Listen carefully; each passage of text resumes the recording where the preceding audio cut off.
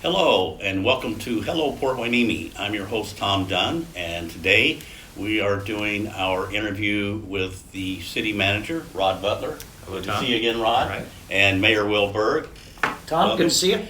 We're going to review the last two city council meetings, which took place in November, the 4th and the 18th, I believe. And there's been a lot of stuff covered, a lot of big stuff, a lot of numbers. Most of this is above my pay grade. So I'm going to mention some of it, and if some of it I miss, you guys can bring up. And I think it's facts and numbers that the people will be very interested in hearing about, and what has changed in the last year of how you are able to do stuff at meetings and get stuff done. And remember a couple of years ago it was, we can't do this, we can't do that, we can't do this. So it's a good change, and let's find out about it, and we'll start from there. Now, in some of this, there's going to be a couple other little things though that are important to the people. One of them is we had, and this happened first time 6-9 months ago, we had one of the crossing guards come in. Yes. And has discussed about how at the schools, the people driving by, 10% of them, 15% just are oblivious, and they're going through there. And she has mentioned the one out right across the street here, that every once in a while they do have the police show up, and what we're talking, an hour in the morning, an hour in the afternoon, and it does make a difference. But she says it's not on a continuing basis, and she would like the city to look into that. You want to discuss that a little bit about what can the city do to protect the kids and the parents that cross the street twice a day? Yes, part of the conversation last night revolved around the potential for putting a street light there. Now, a study has been done, which I read from page to page. I read every one, and according to the study that was done, it doesn't really qualify for a street light at that particular corner. They're counting numbers of cars, they're counting accidents, they're counting near misses, they're counting how much traffic comes from perpendicular angles, turning left and right onto the street. Everything is accounted for, and the study just didn't justify it. Now, that doesn't mean that's not the answer to our problem, but I believe what we need from the city now is to start looking at a few other options, thinking outside the box, really. Right. To put a light on that street, yes, it's going to make it safer, but that punishes everybody 24 hours a day, 7 days a week. For a problem that is an hour in the morning and an hour in the afternoon, 5 days a week, when school is in session. So how can we attack that issue and go after that crossing guard at that time, that crosswalk? Can I say something really Sure. simple? This is we'll allow that. Sure. This is electronic age. Can't they have a timer on that light? So it comes on for X period of time in the morning and X period of time. That's one thing I've thought of too. It's approximately $250,000, $300,000 to put in a light. Yeah. We got the money. Oh, We can put it into a light, but then the system to turn it off and turn it on only twice a day during school, perhaps. I thought of something else. There's the City Hall holds two celebrations, Veterans Day and Memorial Day, out here in front of City Hall. And I've seen that the police department is now beginning to block off Ventura Road at Clara Street and at Scott. Very effective. And we thought, well, why is that? And they said, because of the noise of all the traffic going by. And it was only for about an hour. Perhaps that is a solution for us for a couple of weeks. And we just block it off and make people drive around until they get used to that. I think we could add more signage. We have to look at bigger signs, children outside. I think we have to look at our warning signals. Right now, they're yellow flashing lights. There are new lights that we've ordered, and we're waiting for them to come in now, and they are LED lights that flash white and very fast, and they actually attack your eyesight, and they're really bright. They're gonna be seen. We just hope that people are just forgetful on this street and not being vindictive and mean and lazy. And once they realize they have to slow down, they'll start doing that. But I think we have to do more than what we're doing now, and we will. But I don't think at this time that an actual street light is the answer. Not now. It may someday come to that. Or if not a street light, put a speed bump, 2 speed bumps there. But again, keep in mind, that punishes everybody now, 24/7. And is that justifiable? But We wanted- the life of one child, yes, it would be The justifiable. one thing, when Rod and I started doing Citizens Forum was, the idea was to keep these issues in front of the people, Yes, so that the city would say, okay, we've heard enough, we're going to do it. So as long as you, and pass it on to next year, they keep looking into it and hopefully come out a way of making it work. sure. Another option just might be bite the bullet and hire another traffic officer for traffic specific. And that's a potential idea. So, we've got to do something to address it. I think we need options for the council. And once we have more options, I think the council will be able to make a decision. Well, I'm sure both of you saw this, it's been over the last 3 months, and I know a couple of us had talked to the chief, Salinas, about it. He has parked cars down Ventura, one sort of in front of the city hall, another one down past the school. That's not a bad idea, also, because people automatically, they see a police car, they're gonna slow down. Of course. Can't do it all the time, because they'll figure it out. They catch on, they catch on, they do. But you have, because I come down there, most mornings, and there are cars just flying by. I'm not saying when it's school time, but after school, between hours and stuff, there are cars just flying up and down there. And so. That's right. And keep in mind too, that we have a lighted intersection on Ventura Road at Sunkist, getting onto the Navy base. There's an accident annually there. Right. We have accidents, some of them very, very serious. Yeah, so a traffic We're signal not in studying and of itself. that. Yeah. We should be too. How do we slow traffic down? It's just, Well, that's an issue where, like the Citizens Advisory Commission, when that gets up and running, would be able to go out there continually and talk to people, get ideas, get feedback, have stuff that you guys would like them to,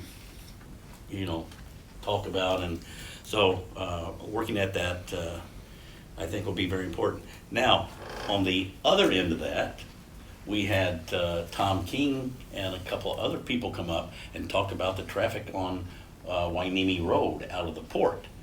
Houses shaking, just the amount of traffic has increased threefold since the last review was done, I think in 2011.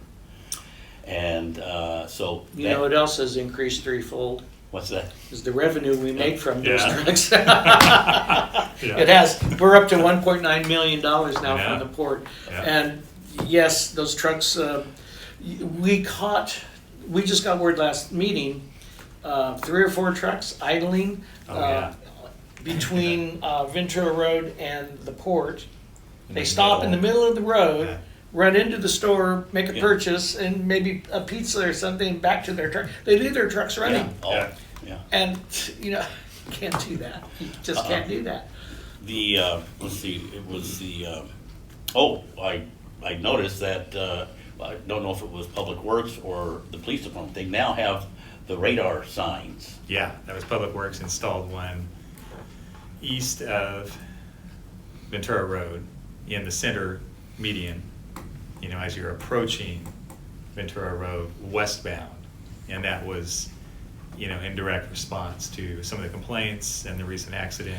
Well, I think that's the first step, because at that meeting, we had a gentleman from the port who, he handled safety, Yes. I believe, in that area. Oh, yeah. And I talked to him after he had made a presentation to, or listened to what the people were saying.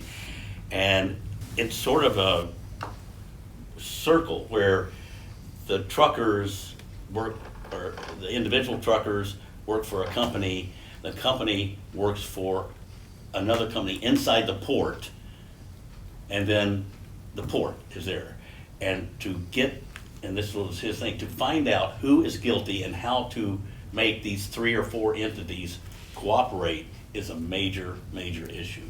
I don't know if he went that deep into it with you guys, but it's a bureaucratic nightmare. Well, the analogy is similar to what goes on the military base. Mm-hmm. There are civilian contractors that work on the base. They don't work for they're not Navy, they're not military personnel. Right. As a matter of fact, 2/3 of the jobs on the base are civilian jobs. Yeah. People that live in the community as far away as Camarillo, maybe even as far away as Simi Valley, Thousand Oaks, and they're driving into work every morning on our streets. Now, the port reimburses us for all the traffic on Hueneme Road. We're not reimbursed for traffic along Ventura Road or Channel Islands Boulevard that goes into the Navy base. And there are thousands of cars that go on every day onto the base. And so it's the same situation. They don't control those contractors. They can issue warnings and tell the various contractors, you got to start slowing down, but unless you identify a specific person through the police department and ticket them, you're not going to be able to stop any one truck driver from causing problems. Since both of you won't be here next, let's say in January, I'd like to get some feedback, and I'll talk to you, Will. You'll still be around, just not on camera as much. I mean, you're welcome to come anytime and bring us information on, hey, how is this working? We've seen, a reduction in this and, that type of thing. Sure. And because it is, every time the port's name comes up, the question is, shouldn't they be paying us more money?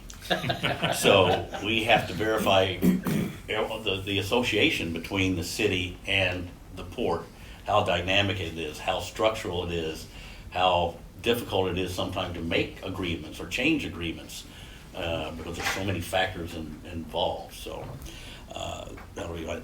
There's one other thing I wanted to bring up. It's been almost 2 years ago, I did a video at the library, city library. And not to mention how old we are, although you did say you were at the first Boys and Girls Clubs. Yes. Decades ago.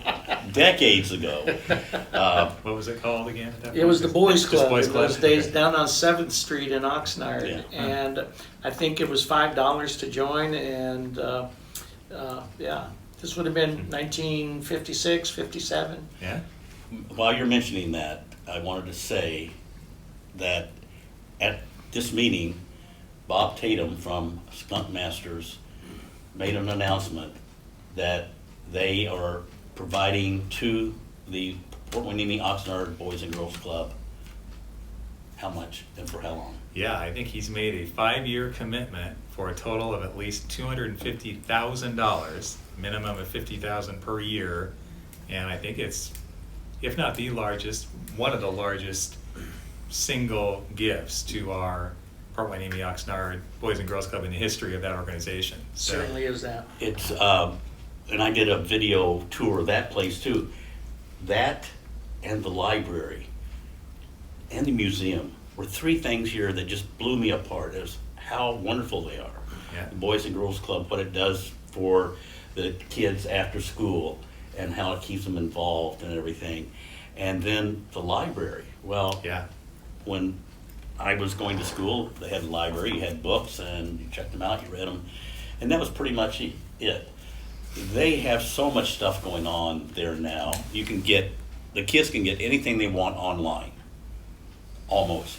They can do their homework online. They can do, it's incredible, they can access 10 different books in a few minutes. And they did show me that they have, and it's a pretty small one, but one of those 3D machines. Printers? oh yeah. 3D printers, and they're kids, they're 10, 11 years old, some's 8 or 9, working that machine. And there's somebody there teaching them how to do it, and you put in this liquid mold, and there's a computer program for everything. They put that in, and it runs, and it shapes up right there, simple things, but things that the kids like, things that, paperweights, different type of things.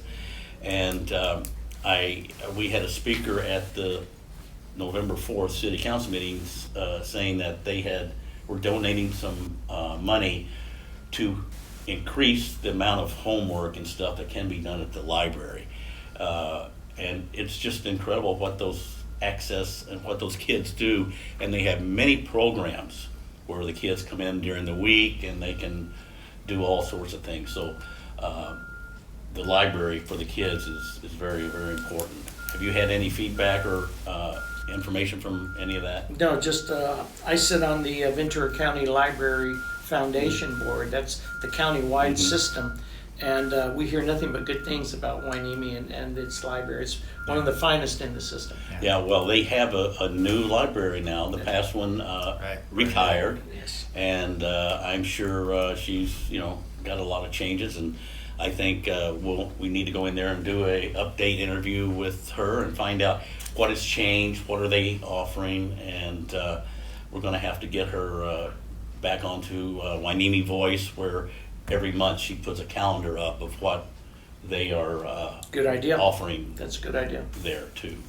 One thing that yeah. we didn't make a big deal about during the budget process this year, but the council approved a $48,000 increase in the city's contribution to our local library that will be ongoing each budget year now. Most of it going toward more books, resources, magazines to enhance what's already there. So again, it's just a sign of the city's improved fortunes, but it was a good investment that the council approved to It's make our not library the do biggest better. library in the world. They don't have room for a lot more books, but along with that, all the electronic stuff that can, a chip like that can hold a whole library versus worth of stuff. So For sure. that's a good thing that the city is working on. You have the agenda from that first meeting. Is there anything else in there you want to go over? Actually, I don't have that agenda with me. I have last night's agenda, but I don't Let's have see. If you want to take a quick look, this is it. I don't have anything else written down that I thought This was. is last night. Yeah, that's last night. This is last night's. This is the one we already have. All November. right. There we go. November Beach parking 4th. permits. This is That's this one. Yeah. this is also last night. You got same ones. No, I know the one big one. no, this is for the 4th. One big one I thought about for Oh, the 4th carry it over. was NG. Even though NG is also part of the CIP budget, Yes. it was at that November 4th. At that meeting, we approved infrastructure upgrades through a company called NG. And NG put together a package that included money of grant money. Yeah. So they put together a package describing what was to be done, where the money was going to come from. They went out and helped us get a very low interest rate loan Yeah. from the state. And last night, we put the final approval onto that. And so, yes, there's going to be quite a bit of infrastructure upgrades now that are going to start taking place. Citizens will see it throughout the city. Would you list what infrastructure covers? A lot of things. Rod, you want to go Yeah, first? sure. So it's basically an energy efficiency project. So it'll be energy efficient lighting inside all of our city buildings. It will be those, if you can picture those solar parking canopies where you park your car under, you have a kind of a metal looking. Like you see at the high schools. Yeah, Yeah, those. yeah. So we'll do some Couldn't of those. figure out what they were building when they first did that. Yeah, you got solar on top, and then you've got a nice parking structures or parking cover as well, and that'll be in front of our police department building. A Yeah, lot of it- and these energy things, it's going to return on the investment to where Yeah. it will pay for itself within 5 years or so. It'll be paid for And it'll be there for for a long time to go. Yeah, that's what I noticed about the presentation was the amount of money that could be saved by switching over to Yeah. that. And part of all of that will be new roofs and new HVAC, heating, ventilation, air conditioning systems at our building where we're taping right now, City Hall building, Police Department, Community Center up on Park Street, and the Surfside, main public works facility on Surfside Drive. All of those buildings getting brand new roofs, which they need badly. and new heating and cooling systems, and the most efficient, energy efficient systems that are out there now. So, that's money that we would have spent anyway, because all those improvements were needed, and we're just folding it into the NG project. So we have a professional team of people almost acting like a general contractor, managing all these projects. That then frees up our city staff, the Don Villafanas and Gabbies of the world, to work on other projects like parks and streets. So, Mayor, this reminds me, there was a presentation made from Gold Coast Transit Authority. Aren't you on that? Yes, I'm on the And board for Google. they had all of this stuff down there, didn't they? Open they- air. They have a and new center that they just A brand opened new up. It's center. behind Costco. with a lot of solar and. yeah. Yes, very, very modern stuff that's going to last for years to come. I mean, they've got some of their buildings, the wall actually opens up. Wow. And inside, the workers are able to, it'll be like working outside, Wow. but they're covered, but the wall is now gone. And whenever the employees feel like it's a nice day outside, lift the wall up. Well, Yeah. since this is in North Dakota, I guess that will work. We you can know. do that, right? The weather is so even and mild Yeah. here, and they showed pictures of it, and it was futuristic looking. Yes, very modern. Yeah. Okay. All right. And if there's nothing else from the November 4th Yeah, meeting, that was the one big item, I think, at that. We had talked last time about the enterprise fleet management program. they made a So I couple won't presentations. talk a lot about that today, but I think we We gave the adopted it final. last night. Yeah, and so that'll help the city with our management of all of our vehicle fleet, and make sure that we're doing those replacements on a routine cycle, and keep our employees in safer, newer vehicles, and actually save money in the process, because we're going to a lease model rather than just kind of buy it, hang on to it until we drive the wheels off of it, which you might think would be the more financially wise thing because you're keeping the cars longer, but it's really not It's when not. you think about what happens to vehicles after they hit that 5, 7, 8, 10-year mark. well, that used to be the normal pattern of when things changed, technology-wise. Now it's every year. Exactly. And Enterprise, they will provide the mechanics and the technicians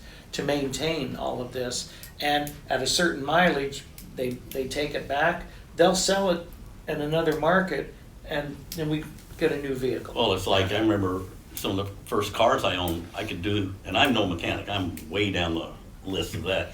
I could do tune the engine up. Take a wrench in the carburetor and a new spark. You can't do that with your car now. You gotta take it you gotta have somebody do it. You have to have a computer. Right. If you have a computer, you can't work on it. Exactly, yes. So, that's good. Okay, let's move on to, last night's meeting. Time flies. Okay. One of the things we talked about last night was sidewalk liability and recovery of cost ordinance. Yeah. Oh my. Now, we've been, That was a fun discussion. we've been looking at sidewalks for some time now and trying to straighten out who's responsible for what. Now, when you have a long stretch of sidewalk, such as along Ventura Road, Mhm. on the east side of Ventura Road, that sidewalk is maintained by the city. However, the sidewalk in front of your driveway, and then it would be one pad on each side. Right. So the sidewalk and then one pad on each side, guess what? That is the responsibility of the homeowner.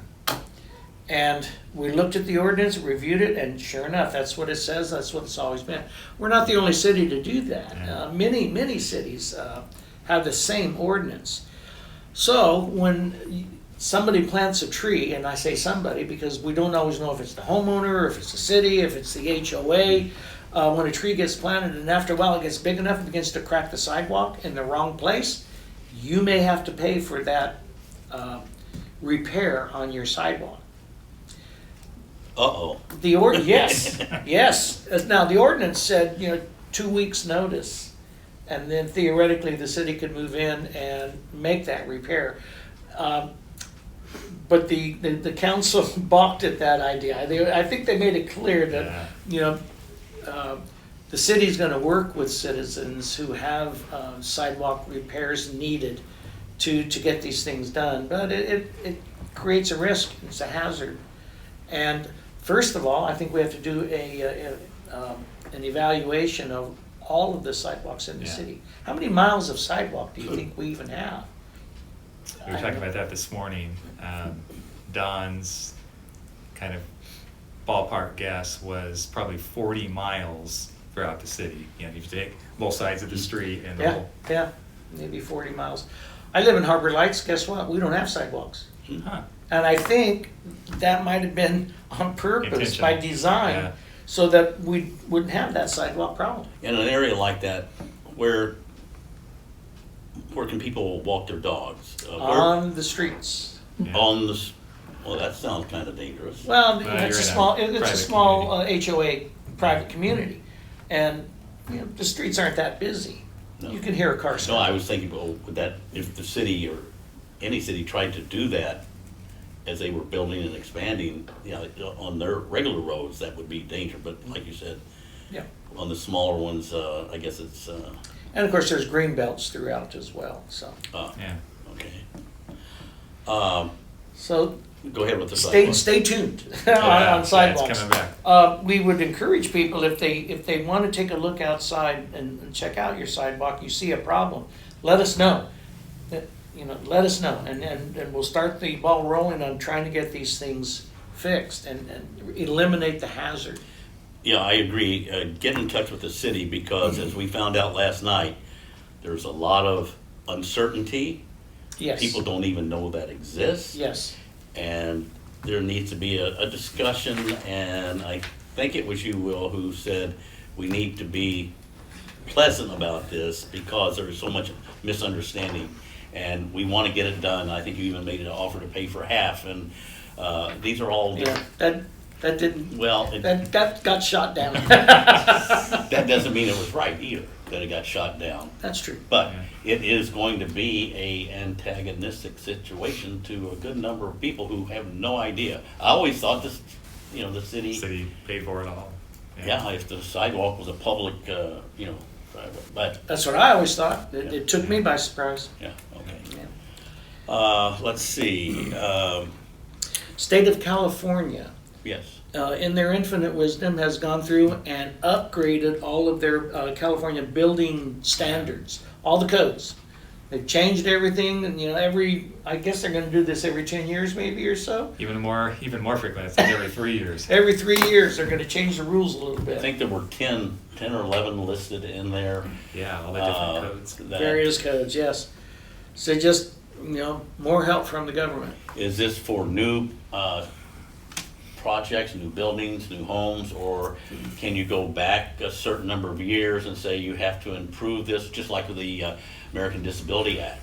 It didn't Right. matter how old or how, they didn't grandfather anybody in. That's You- right. You had to And do the it. minute you went in to make a change, then the new law kicks in, which Yeah. would be the case Yeah. here. Yeah. So, Yeah. It's new not building just- codes. Yeah, you had to read that off last night. I go, oh my God. Oh, yeah. Oh, it was so, you had to read so many numbers. And, Plumbing code, electrical code, green building standards, residential building code, you name it. There's all kinds of different new ideas thought up by our people up in Sacramento. We had another interesting thing we're going to talk about before we get to the couple budget things that I'm sure the people are interested to know, an updated budget report, and that was beach parking. Ross, Yes. would you like to start on that? That was another issue that took 45, 50 minutes of God knows what Exactly. they're talking about. Understanding the fundamentals, parking at the beach is actually a bargain. It really is. Yeah. A parking ticket, if you drive to the beach and you buy a ticket in the machine and stay there all day, it'll cost you $8. The city is currently selling a season parking ticket for $100. 365, 24/7. Absolutely, yes. It's a hell of a bargain. Yeah. You know, it's a bargain. You figure if you go to the beach 1 weekend a month, every month, it's paid for itself. So it is a bargain. We have people though, and I was shocked to hear this, shocked that Rachel, our compliance code officer, hasn't caught them out at the beach, because she sure catches us Yeah, she's everywhere pretty else. efficient. Even I got a ticket out here at Yeah. City Hall. Anyway, we've got surfers and other people that enjoy the beach early in the morning. They get down there when the surf is up at sunrise, and they get out and they surf until 7, 8 o'clock, and then get in their cars and they leave. And none of them are buying parking tickets. Yeah. And I guess we're not on duty at that hour of the morning. And we have other council members that have spotted them on a regular basis. So we've got to start getting a little more vigilant at the beach parking lot. Now, the concept was to increase the parking fees, but we also want to be able to always give a discount and a better price to citizens. So the question came up, how do we prove residency Right. here in Hueneme? Well, I'll show you my driver's license. Well, that driver's license, you could move to Ventura and keep your same driver's license. You got anything better? And so what did we, originally we wanted what, Rod, was, Yeah, so it's the main item has been a current vehicle registration. You know, if you can show us a registration on your car with your Port Hueneme address, that was kind of the gold standard. And we had a gentleman who lives a little north of City Hall here who he had a P.O. box on his DMV registration. And that's kind of what started the whole discussion. right, and staff just said, oh, this is not, I can't accept this, and handed it back. We need staff to get more engaged and come up with some ideas. What can we accept that would qualify? How about your utilities bill? Yeah, current utility bill. Your name and your address. How about a voter registration? I thought of that the other day too. Go down to Ventura County, asking for a copy of your voter registration. That has your address where you vote from. So that would maybe work too. But we're looking at other alternatives to really, and how many people do we think will really scam the system and buy a pass for a residence cost when they don't really live here, but they're in Oxnard maybe? We're not sure how that's going to be. But again, it's still a bargain to park at the beach. Yeah. Tickets go on sale, parking passes go on sale July the 1st. This is all fiscal year stuff. So starting July 1, you get a new pass. If you don't get down there in July, and maybe you show up in August or September, October, the price continues to drop as the year progresses. Prorated, yeah. Yes, Right. it gets prorated. So we sent it back to staff because we couldn't make up our minds exactly. We want them to come up with more ideas of how we can confirm residency and look at the prices again. And our question was, again, giving a discount to our residents. So we want to be able to do that. It took a while to figure all that out. I thought about this last night when they were talking about it. At the entrance to the parking lots, have a gate, you know, one of those gates that goes like that, and have a pay machine right there. They put their money in. At 6 o'clock in the morning, the gate opens up. They go in. It comes back down. The next person to Yeah, staff has thought about that, trying to go to a more high-tech automate it. Parking Automated control, system, it's an yeah. idea. Yeah, so we're still kind of bouncing that around, haven't brought anything forward to the council yet, but, you know, would that be overkill? Well, if they do it, I'd like to have a cut. Yeah, all right. bringing- Yeah, for your For idea. bringing the I idea, think- bring us the idea, thank you. Yeah. Okay, anything else there before we go above my pay grade, which is the capital improvement budget and the Miranda Park improvements plans? And this is not just Miranda Park, this is gonna be improvements out at the beach, this is gonna be improvements at the Irving Carpenter Center. This is gonna be throughout the city and other parks, Boker Drive, the park out there. And so this capital improvement budget, last night, we signed off on a total of in excess of $10 million in improvements in the city. And that's, you know, it's been a while since we've been able to say, hey, we can fix these You can things. actually write a check for that. We wrote a check for it, yes. But we have lots of, half of this money, at least half of it is what we call enterprise fund money. Yeah. And is gonna be grant money. A great deal of it is one-time money, somewhere in the area of $6 million Yeah. It's gonna be one-time money. So, out of the general fund, we're still gonna have a healthy balance where we're gonna be able to put money back into our savings account, if you will. And that would be money for our unfunded liabilities, pension costs, et cetera. And, you know, I would estimate we should start thinking $1 million to $2 million a year to go into that fund. We really have to get serious about this. And do you have a report, a number on where that level is right now? I don't have one. I guess. How much we've set aside? Well, how much is in the reserve fund now? Yeah, so we had a bar chart that we showed to the council and anyone who was watching that meeting last night, that as we speak right now, we have almost $16 million in the general fund balance. So you were mentioning earlier off camera that at one point the city had, I think it was actually $22 million. Right. And we were drawing down on that reserve to the point where it was under 10. Now we're building that back up. So we're not quite at the old high, but we're in that $16 million range. So the point we're making to the council is you can spend some of that money on capital projects and do this important work that we have to invest in our buildings and our streets and our parks and all that, and still be way above your minimum savings goal or threshold that the council has directed us to have. So it was kind of a happy news item.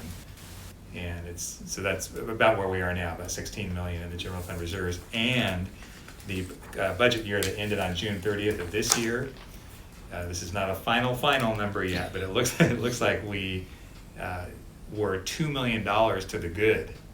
So we had $2 million more in general fund revenue than we spent last year. So that would be over and above That that. goes in those reserves. Yeah, First time for everything. yeah. Very good, So- very good. Okay, you can, the capital improvements, would you explain what that involves? Well, again, we're looking at the Irving Carpenter Center, the HVAC system, the roof, walls, flooring.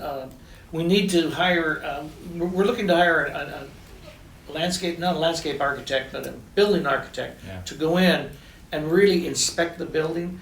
Number one, tell us what needs to be fixed, and number two, how we can go about it and what kind of changes, qualitative changes we can make in the building itself. We want it to be a much more active center. As you know, Yeah. 3 days a week we have the exercise class Yeah. that Sharon. conducts. We have another person in the community wants to start doing Tai Chi Oh, yeah. classes. And if we can work out the schedule, have her come in on maybe Tuesdays and Thursdays, then we can have an exercise class every day of the week. And one would be Tai Chi classes, and the other would be Sharon's class. When I was working in China, I used to see Tai Chi people out all the time in the early morning Mhm. hours. Wow. And the beach would be a great place for that. I would It's think. an Asian form of yoga, isn't it? Yes, it is. Yes, it is. And the older you get, you can still do Tai Chi. You can always do that. Well, people swear by it, Yes. that do it, and I think it's neat in this day and time that there's a simple, non-mechanical, non-electrical way that you can relax yourself Right. Right. without drugs or alcohol. Right. We've also invested another $125,000 to update our Parks and Recreation Community Services Master Plan. Right. So we're going to build out in our minds and have on our checklist for the next 5 to 10 years where we want these parks to be and where we need to go, and the investments obviously that we need to make in our parks, which everybody knows we do. Right. I was wondering if there's any way the parks can make any money for the city. The only way I can think of off the top of my head is at Miranda, they have the old concession building there that they used to serve food and stuff. And I don't know if there's any money in that, or if there's any, if they get the fields in good shape, rented Field out rentals. to various types of things. But again, in 5 years, I hope that we have a lot more people down there on the weekends and evenings than we do now. We would too. I mean, we have a vision on the council. I mean, and then part of it is to have perhaps a gazebo out there at Miranda Park for Concerts in the Park series during the summertime. We have to obviously replace the turf. And we're deciding now to if take out the dirt infields for the baseball diamond, or just make it all nice turf. We'll leave the backstops, and you can play softball just on the grass. Concerts, movies in the park, we could do that as well there. I think, there's a lot of things that can be done at Miranda Park, I think, that would be very beneficial for all of our neighbors. The backstops need to be replaced, not kept. Some of the wire and stuff is just all rotted and rusted out, and I'm sure when they do the fields, they'll do because it is a safety factor if you run back there and fall and slip and hit something. Let's see, I was thinking when you were talking about something that go along with that. It'd be really nice to get more activity in the park because you have the creek running down right behind it. And, you could take the kids for a walk, have a picnic, picnic tables and types of That's stuff. another thing, there's a little sandy area on the park, and one of the suggestions was to put a barbecue area and or a dining area where you could have benches and tables for picnic, what have you. And of course, the other thing that has been mentioned, and I just sort of make it my issue to bring it up when there's long-standing issues, is some type of police support or presence, whether occasionally or without announcement, or somebody actually when they redo the building there, to be there and just as a show of, let's keep this a nice family place. We're aware. Well, I want the people to know that don't see the videos or come to the city council meeting, that these type of things are being worked on, because they have been neglected for many years because of certain financial situations. And now that is coming around, they're gonna be saying, why don't you fix this, why don't you fix that? And I know you have priority, because when I did the video earlier this year about all the things, the response was, we put it into two parts. One, immediate things that we need, the security cameras and the lighting and all that. And then there is the secondary, which is more the cosmetic type of stuff. You might recall earlier in the year, we refurbished all of the lifeguard stations out on the beach. And added a couple of things. And we're adding lights, we're gonna be adding security cameras out there. But now the next level, we have to now go after the bathrooms out on the beach. We know we gotta attack that, we will get after that, but can't do it all at once. But the money, making plans to do this, it sure is a lot more fun than just saying can't do it. Yeah. Matter of fact, last year you had black hair, didn't you? Yeah, I did. I was a lot taller too. You get tired of beating yourself on the side of the head. And okay, is there anything else in the improvements or the budget? No, that you'd like as a matter of fact, I think our capital improvement projects budget will be on the website, right? That's right. So citizens can go on and take a look at the entire budget report and see, item by item by item. And the staff this year did something interesting. They classified a project 3 different ways. One was critical, we need to get it done now. The other one was aspirational. Third one was it can wait. Right. And they were judging each project and how much it was going to cost. And so we were able to actually look, vital, needed, wanted. And more than half of the things were vital. And a third were needed, and just a small portion was wanted. So we know we've got to get to work. The one thing, that was at this meeting last night, is there is a new cannabis growing facility that has been approved. They're actually growing, yes. They're growing, yes. It's not manufacturing. Yeah. We're hoping to get a manufacturer. And their name is? We don't have a manufacturer. The grower that is moving in. It's doing the Port Hueneme Organics team. The other one that I thought is mentioned again a couple meetings ago is still going through the process. Is it Red Bull or Red Mule? Red Mule. That's the manufacturing, or is that the grower? The original application was for manufacturing. Yeah. And that's changed over the last year and a half. And We're not sure where we're going with this now, and we have to sort this out amongst the council. Yeah, and again, I've had feedback from a number of the dispensaries that such things like the park and the beach and the senior center or whatever are ideas that they might be willing to use their 1% of whatever Sure. go to. If you guys, somebody has a bright idea, we need to do it, and it's not overly expensive, but there's possible money for that, and I'm hoping to work this upcoming year on a number of ways to work with the cannabis things to come up with any new, like you said earlier, out of the box ideas of how we can help each other, because as I've told a lot of people from day one when I got involved with showing the guys around town and nobody would rent to them, that they always said, we really want to help the community. And they have lived up to that, and I think it's something that we can work with them on to benefit everybody, and they will be just a tremendous asset to the quality of life around here. So we appreciate all the work you've been doing. I don't know whether we're going to have a show in December.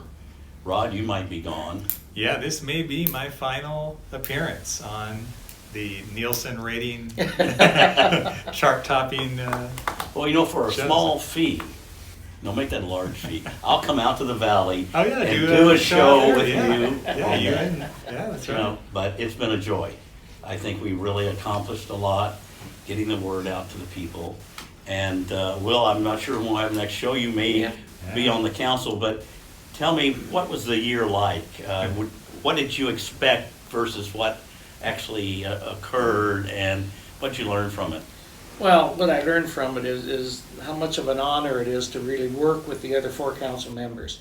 As the mayor, truly you're just conducting the meeting, and without having that support from the other 4 council members pulling in the same direction, trying to solve problems together, it's just not possible. And so I just appreciate the opportunity that I've been given and the privilege I've been given to work with Steve Gama, Laura Hernandez, Sylvia Munoz-Schnapp, and Rich Rollins. They've all been high quality people to work with and to be around, and I just look forward to serving more time on the council with them in any position. It's so much better, the atmosphere, than it was going back from 2 or 3 years ago, back to 2008, when it was really, it was like this, nothing meshed in. There were opposing parties and a lot of questions and stuff. So I think in the last couple of years, those of us who've wanted to see it be done right, we've gotten the right people. You've brought in some really good quality department heads. Good. And they can carry on. And Will, you've learned a lot in this year, and I hope the other guys have too, of how the council needs to function to create on a reasonable time frame. Yes. Not a year or two. Exactly. That's what's important is, and we've had a lot of fits and starts, if you will, for this year. We had months where we would really accomplish quite a bit, then have a meeting or two where things got kind of slow and quiet, and but like I say, last night we accomplished a great deal with this capital improvement budget and other things that we talked about and addressed and making decisions. That's when I feel good. I don't care how late the meeting goes if we're getting things done. Well, it has to get approved, because even then it could take 3 to 6 months for the department involved to man up and get that all put into the time frame, the number of people they have, the hours they can work, and Exactly. I mean, we meet every 2 weeks, the first and the third Monday of every month. If we don't get something passed and we have to continue it to the next meeting, we lose 2 weeks. That 2 weeks may end up being 2 months for the staff. And so it's important. Obviously, we don't want to make mistakes when we're making our decisions, but in many cases, make a decision, and if it's not working right, we'll change it, and let's go in a different direction. But that decision-making process is important to maintain that momentum. and come up with these capital improvement plans, come up with what we're going to do on the beach, come up with what we think about Miranda Park, address the issues like the crossing guards, and let's talk about the street sidewalks now, et cetera. Right. And these are all very important things, and while we can debate it for one meeting, we don't want to go much further than that. We need to keep that momentum going. It's important. Yeah. Well, 2019 has been an uplifting year for you as the mayor, the city council, Rod and your staff, and I hope that with the new mayor that comes in and the new city manager, I can let them know how much has been done, and we want to keep it rolling, and the communication between us and the citizens is higher than ever. So That's great. thank both of you. Let's keep it up. Thank you. And thank you guys for listening and watching, and I hope we can figure out a show in December. Now, we will have the lighting of the tree. Oh, yeah. We'll have the The seniors Holiday luncheon. holiday luncheon. cops for tots. Right. That will be a two-parter because we'll, again, go to Walmart probably Oh, yeah, and do shopping. watch them buy toys, and then we'll have the actual giveaway with Santa Claus and all that. So December will be very busy and fun, and we'll get all that out to you. And thanks for watching us. Bye-bye.